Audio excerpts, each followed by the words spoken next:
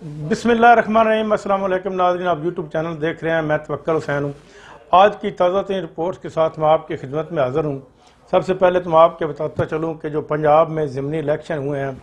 اس میں تحریک انصاف بہت زیادہ مارجن کے ساتھ جیتی ہے۔ آپ یوں کہہ لیجئے کہ 75% سیٹیں جو ہے وہ پاکستان تحریک انصاف نے جیت لی ہیں۔ لاہور کی 4 نشستیں تھیں جس پر تحریک پاکستان مسلم لیگ نون کو بہت فخر تھا کہ وہاں سے چاروں کی چاروں نون لیگ جیت جائے گی۔ وہاں سے نون لیگ کو دھاندلی کرنے کے باوجود صرف 1 سیٹ ملی ہے، جبکہ پاکستان تحریک انصاف وہاں سے 3 سیٹیں بآسانی جیت گئی ہے۔ اب ان پارٹیوں میں یہ ایک پریشانی پائی جا رہی ہے، جو 14 کی 14 پارٹیاں ہیں، کہ اگر آئندہ جنرل الیکشن ہوتے ہیں تو اس میں پاکستان تحریک انصاف یعنی کہ عمران خان 2/3 اکثریت لے کر کامیاب ہو جائیں گے۔ اس میں کوئی شک نہیں کہ عوام اس وقت پوری کی پوری جو ہے وہ تقریباً 85% عوام جو ہے وہ پاکستان تحریک انصاف کے ساتھ ہے، اور پاکستان ایک واحد دنیا کا ملک ہے جس میں 64% نوجوان طبقہ ہے، اور موجودہ نوجوان طبقہ جو ہے وہ تقریباً سارے کا سارا جو ہے وہ تحریک انصاف کے ساتھ ہے، اور نہ وہ کسی سے ڈرتا ہے، نہ ان کو پیسے کا لالچ ہے۔ وہ صرف اور صرف ووٹ دیں گے تو تحریک انصاف کو دے رہیں گے۔ اس کے متعلق اس سیاسی جماعتوں نے سر جوڑ لیے ہیں کہ اب آئندہ کا لائحہ عمل کیا کیا جائے۔ جو وزیر داخلہ رانا ثناء اللہ، ان کا ایک سٹیٹمنٹ ہے، انہوں نے کہا ہے کہ اگر بھی اپنا 22 تاریخ کو 5 سیٹیں 5 امیدوار جو ہے 5 MP تحریک انصاف کے ادھر ادھر ہو گئے تو پرویز الہی جو ہے وہ وزارت اعلیٰ ڈھونڈتے رہ جائیں گے۔ یہ ان کی غلط فہمی ہے۔ اب ایسا کوئی بچہ نہیں ہے جو تحریک انصاف کو چھوڑ کر کسی اور پارٹی میں جائے گا۔ جو تحریک انصاف کو چھوڑے گا اس کی سیاست ختم ہو جائے گی، بلکہ دفن ہو جائے گی۔ جس طرح پہلے یہ 10 لوگ جو تھے جنہوں نے تحریک انصاف کو چھوڑا ہے، ان کی سیاست ہمیشہ کے لیے دفن ہو گئی ہے۔ یہ 20 سیٹوں کے اوپر الیکشن تھا جس میں سے 9 جو تھے وہ تحریک انصاف کے اپنے تھے، اور 11 آزاد امیدوار جیتے تھے جنہوں نے تحریک انصاف جوائن کی تھی۔ جو 11 آزاد امیدوار ہیں ان میں سے بھی 6 سیٹیں جو ہے وہ پاکستان تحریک انصاف نے جیت لی ہیں، اور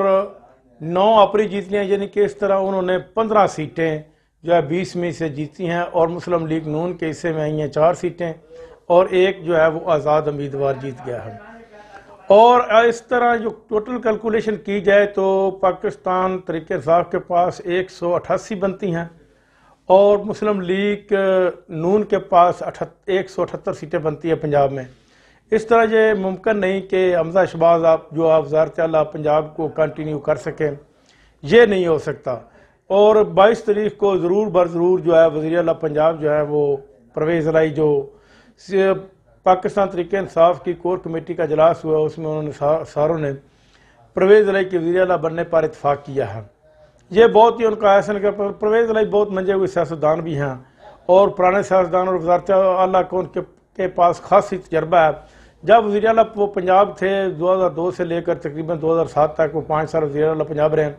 تو اس وقت انہوں نے پنجاب کو بہت زیادہ ترقی دی تھی۔ تعلیم کا معاملہ ہو، صحت کا معاملہ ہو، یا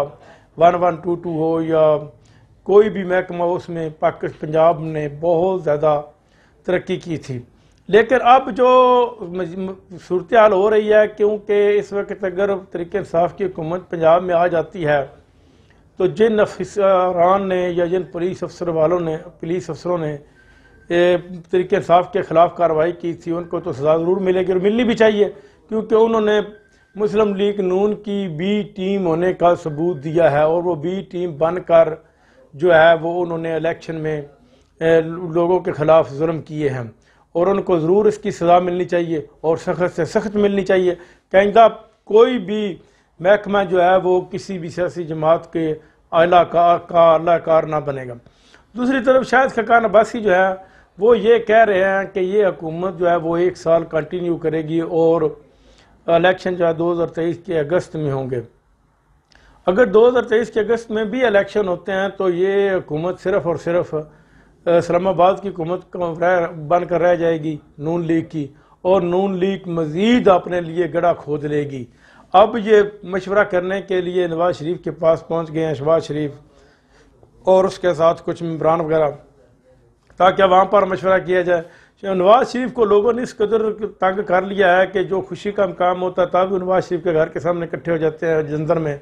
اور جب کوئی غمی کا مقام آتا ہے تب بھی وہ نواز شریف کے گھر کے سامنے اکٹھے ہو جاتے ہیں۔ گزشتہ روز ایک بہت بڑا جلوس لے کر وہ نواز شریف کے گھر کے سامنے اکٹھے ہوئے، اور وہاں پر انہوں نے پی ٹی آئی کے نعرے لگائے اور پی ٹی آئی کے جھنڈے اٹھائے ہوئے تھے۔ نواز شریف باہر تک نہیں نکلے، وہ اس قدر اندر مخصوص ہو کر رہ گئے ہیں کہ وہ کہیں بازار تک بھی نہیں جاتے، وہ شاپنگ کرنے تک بھی نہیں جاتے، جہاں کو آدمی ان کو دیکھ لیتا ہے وہاں پر وہ چور چور کا نعرہ لگا دیتا ہے۔ اور اس طرح یہ بھی ان کا ڈراپ سین جو ہے یہ بھی ان کا جو گیم تھی وہ بھی فلاپ ہو چکی ہے کہ اب وفاق میں کنٹینیو رہا جائے۔ عمران خان ان کو کنٹینیو نہیں کرنے دیں گے، وہ جب بھی چاہیں گے وہ اسمبلیاں توڑ سکتے ہیں، اور 2 سیٹوں کے اوپر یہ حکومت قائم ہے وفاق کی، وہ کسی وقت بھی 2 سیٹیں جو ہے وہ ادھر سے ادھر ہو سکتی ہیں، جب بھی ہو گئی تو یہ حکومت درہم سے نیچے آ گرے گی اور اس کی ساکھ ہمیشہ کے لیے زرداری ختم ہو جائے گی۔ زرداری صاحب تو یہی چاہتے ہیں کہ نون لیگ ایک پہلے پورے پاکستان کی جماعت تھی، پھر صوبے کی جماعت بنی، اور اب یہ ایک ٹاؤن کمیٹی کی جماعت بن کر رہ جائے گی، اس سے آگے کچھ بھی نہیں ہوگا۔ مریم نواز نے نون لیگ کو بہت زیادہ نقصان پہنچایا، اس کی تقریروں نے، اس کے بڑکیلے جوشیلے انداز نے، تو لیکن جب مریم نواز سے پوچھا گیا میاں نواز شریف نے کہ آپ کی وجہ سے یہ پارٹی میں نقصان ہوا ہے، تو مریم نواز نے یہ واضح کہا کہ میں اکیلی تو ذمہ دار نہیں ہوں، اور میرے اکیلی کا بنتا تھا کہ میں اکیلی الیکشن مہم چلاؤں، میں جتنی چلا سکتی تھی میں نے چلائی،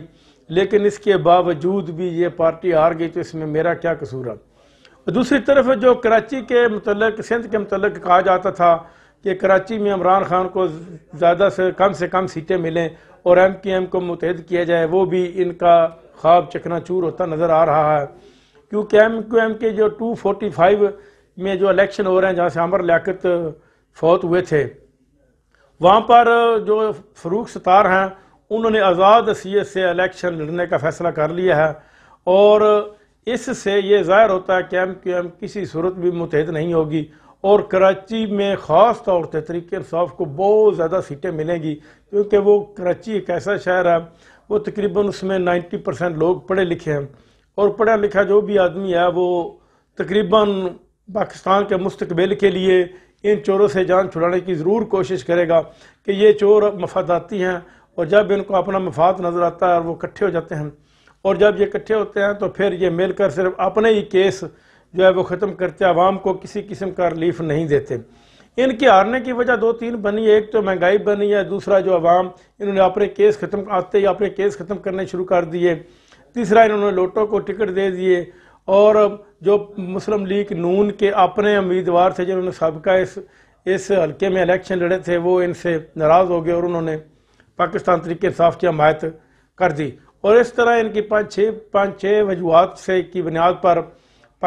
پاکستان مسلم لیگ نون کو بہت بڑا ڈنٹ پڑا ہے، اور یہ بہت مایوس کن کارکردگی ان کی سامنے آئی ہے۔ دیکھو آئندہ کیا ہوتا ہے، امید کی جا سکتی ہے 22 تاریخ کے بعد، تو پھر اگر عمران خان لانگ مارچ کا بھی اعلان کرتے ہیں تو اس کو کوئی روکنے والا نہیں ہوگا، کیونکہ تقریباً 3 صوبوں میں 2 صوبوں میں تو اس کی حکومت ہے، باقی گلگت بلوچستان اور کشمیر میں بھی اس کی حکومت ہے، تو بہت لاکھوں کی تعداد میں لوگ اسلام آباد جا کر بیٹھ جائیں گے، اور پھر بھی ان کو الیکشن کرانا پڑے گا۔ ناظرین اب تک کے لیے اتنا، اپنا خیال رکھیے گا، اللہ نگہبان۔